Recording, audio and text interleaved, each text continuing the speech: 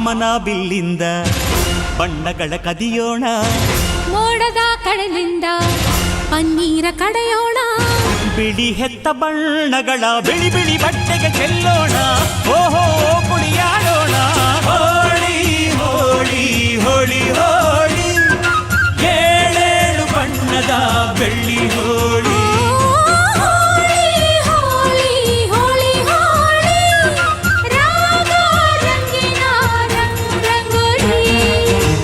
ಅರಿಶಿನ ಕುಂಕುಮವ ಒಂದು ಕ್ಷಣ ಬೆರೆಸೋಣ, ಹಸಿರಿನ ಜೊತೆಯಲ್ಲಿ ಒಂದು ಕ್ಷಣ ಇರಿಸೋಣ.